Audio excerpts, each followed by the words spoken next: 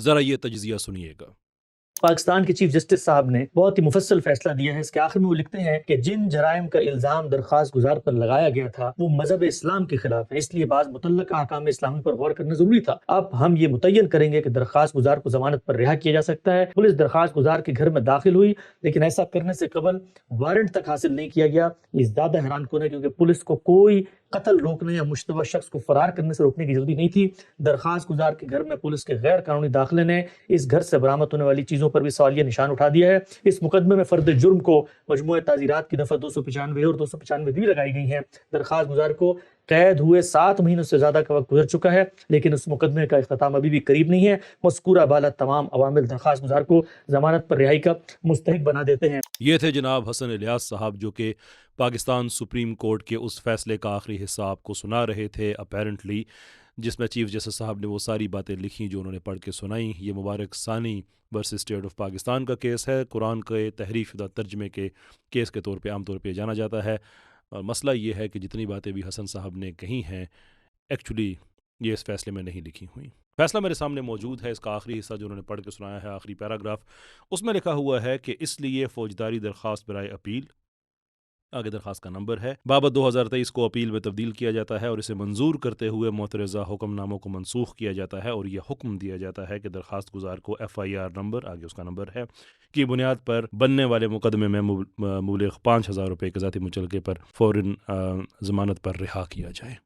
یہ باقی باتیں حسن صاحب کو کہاں سے مل گئیں؟ I have no idea.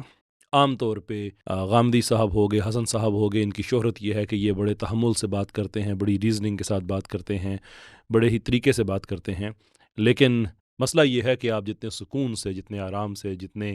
تحمل سے آپ غلط بیانی کا اظہار کریں، بہرحال وہ غلط بیانی ہی ہوتی ہے۔ اور اس پر تو رہا یہ کہ جب یہ بات غامدی صاحب سے پوچھی گئی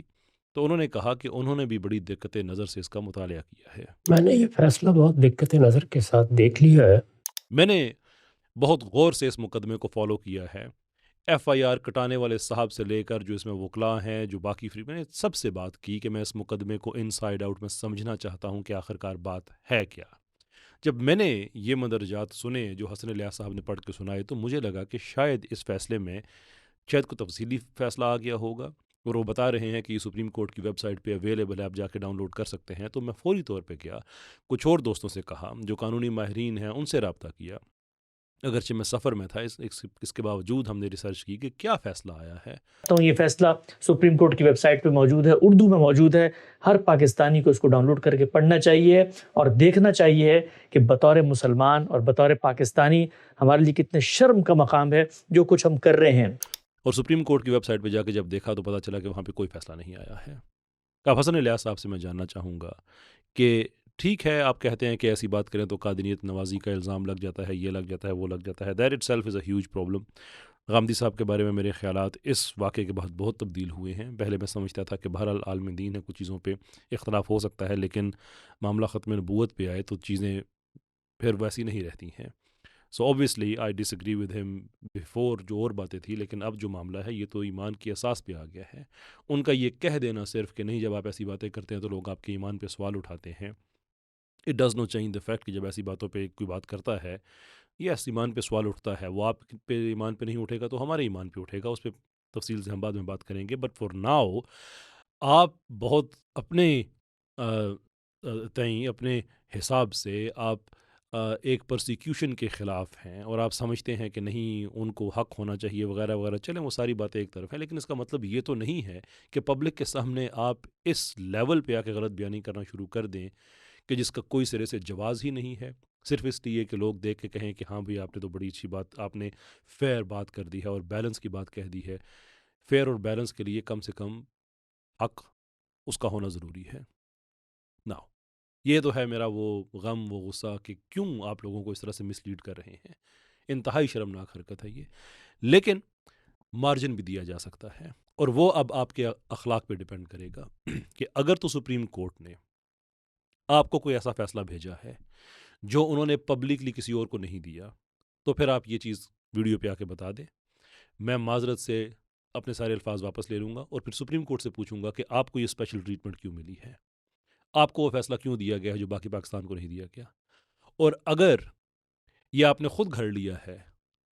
تو پھر آپ دوبارہ سے کیمرے پہ آئیں اور بتائیں کہ آپ توہین عدالت کے مرتکب کیوں ہو رہے ہیں کہ ایسی چیز جو عدالت نے سرے سے کہی ہی نہیں ہے آپ عدالت پہ اس کا لٹرلی تھوپ رہے ہیں آپ اس پہ.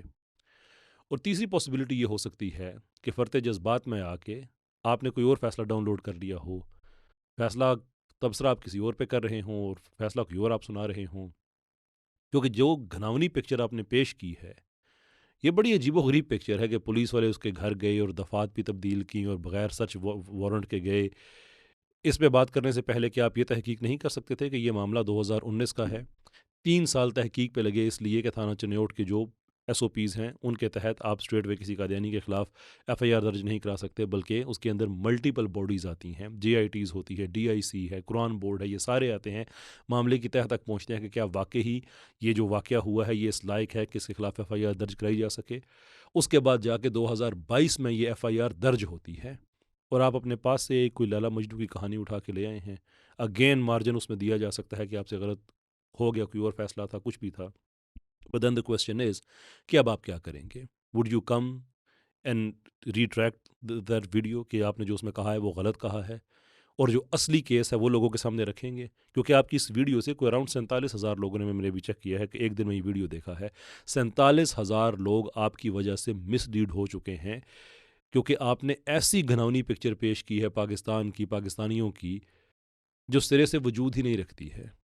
تو کیا اگر واقعی غلط فہمی آپ کو ہو گئی ہے، یہ فیصلہ کوئی غلط آپ نے پڑھ دیا ہے، تو کم سے کم پبلک میں آ کے بتائیں، یہ غلط بیانی نہ کریں. اور غامدی صاحب سے میں جاننا چاہتا ہوں، اور میرا ڈاؤٹ ہے کہ شاید آپ یہ فیصلہ آپ نے غلط نہیں پڑھا ہے، یا اگر غلط کو اس طرح سے پڑھ دیا کہ کسی آدمی نے آپ کو تھما دیا اور آپ دونوں نے اس کو ویریفائی کیے بغیر اس پہ بات کرنا شروع کر دی، اس لیے کہ آپ کو تو غلط فہمی ہو سکتی تھی. غامدی صاحب بھی دیکھتے نظر سے پڑھتے رہے اور وہ اس میں وہ چیزیں بھی پڑھ گئی جو فیصلے میں لکھی ہوئی نہیں تھیں. ریئلی یعنی آپ بحثیت عالم دین چیزوں کو ویریفائی کر کے آگے پہنچانا، اور اس میں حکمت ہونی چاہیے اور دانائی ہونی چاہیے اور فراست ہونی چاہیے اور یہ ہونا چاہیے، اور کسی آدمی نے بھی آپ کو کوئی پیپر ہاتھ میں دے دیا اور آپ نے اس کو پڑھنا شروع کر دیا یہ کہہ کے کہ یہ سپریم کورٹ کا فیصلہ ہے، یہ علمی لیول ہے. میں معافی چاہتا ہوں، یہ بچکانہ حرکتیں ہیں. بہرحال بھول چوک ہو جاتی ہے، میں پھر بھی مارجن دینے کو بالکل تیار ہوں. میں خیر کون ہوتا ہوں کسی کو مارجن دینے والا، لیکن یہ معاملہ اتنا بڑا ہے کہ اتنے سینکڑوں گھنٹے اس میں صرف کیے گئے، درجنوں لوگوں کی اس میں محنت ہے، کتنے اس میں پولیس کے ریسورسز لگے ہیں، کتنے اس میں عدالت کے آرگومنٹس ہیں، اور یہ سیشن کورٹ، ہائی کورٹ سے ہوتے ہوئے سپریم کورٹ گیا، کتنے وکیل اس میں شامل ہوئے ہیں. آپ نے ان سب کو سائڈ پہ رکھ کے اپنی طرف سے ایک چیز اگر کہہ دی ہے اور اسے اتنی بڑی غلط فہمی بن گئی ہے، تو یہ آپ کا اخلاقی فرض بنتا ہے کہ آپ ہی اس کو ریفیوٹ کریں اور آپ پبلکلی آ کے اس چیز کا اظہار کریں کہ جو آپ نے فیصلہ پڑھا ہے اس کا فیصلے سے کوئی تعلق نہیں ہے، قطعی طور پہ کوئی تعلق نہیں ہے. اس فیصلے کا جو بات آپ نے درست کہی کہ اردو میں فیصلہ آپ کو سپریم کورٹ سے مل جائے گا، میں آخری بات کہا کہ میں وہی بات رپیٹ کرتا ہوں، فائدہ نہیں ہے، لیکن اس لیے کہہ رہا ہوں کہ شاید آپ کو احساس ہو جائے کہ جسے کہتے ہیں اعتماد سے آپ شرم دلا رہے تھے کہ پاکستانیوں کے لیے شرم کا مقام ہے، وہ سپریم کورٹ کی ویب سائٹ پہ جا کے فیصلہ ڈاؤن لوڈ کر کے پڑھ سکتے ہیں، موجود ہے، تو آپ بھی وہاں سے ڈاؤن لوڈ کر لیتے، کیونکہ یہ بیسٹ ایکسپلینیشن ہے آپ کے دفاع میں کہ شاید آپ نے خود ڈاؤن لوڈ نہیں کیا، کسی نے آپ کے ہاتھ میں تھما دیا ہے. اگر آپ نے خود ڈاؤن لوڈ کیا ہے تو پھر شرم ہمیں نہیں آنی چاہیے سر.